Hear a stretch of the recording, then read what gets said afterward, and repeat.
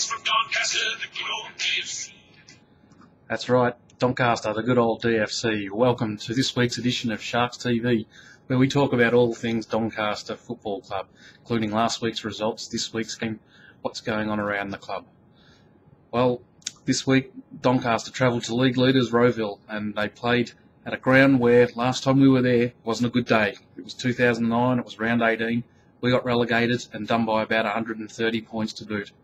This week, the task was looking just as tough, as we've returned to Second Division and we've come up against one of the strongest sides of the competition. The game was played in wet conditions. While the oval didn't look a treat, it did stop us from getting a good effort in the first quarter and also the second. Slightly inaccurate Rowville, but it was the third quarter where they did the real damage and kicked away for the game. They piled on a few goals, but once again, fortunately for the Doncaster boys, they were a little inaccurate again. We stayed in touch, but the inaccuracy flattered the Doncaster result in the end. The final scores Doncaster -5, matching the goals with Rowville, who finished on 9 goals, 22 for a 17-point defeat.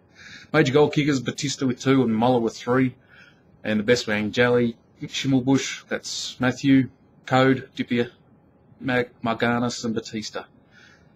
That leaves us in equal 7th spot with our neighbours Doncaster East and rivals, with 1 win and 3 losses. The 3 losses have not been by any more than 4 goals, and our percentage is just hovering under the 100% mark. This week gives us the opportunity to add to our winning list, where we take on bottom place Mulgrave, who've had some heavy losses in the first 4 rounds. We'll be at home, and we expect a big crowd to come up and cheer on the Sharks to see us get home.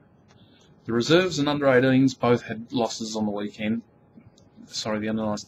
We asked the boys to stick together at tough times, but hang in there and we'll get there. Reserves waited till half-time before they kicked their first, in fact, after the half-time siren, to kick their first major, and matched the goals. In fact, kicked 1 more than Rowville in the second half, which isn't a bad sign given the depletion and the lack of numbers we have at the moment due to injuries.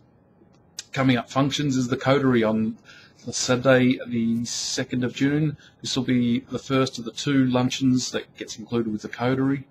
If you want to sign up, don't forget, we're up to number 99. Come along and be number 100. There's still great value to have. As I said, 2 luncheons still to come.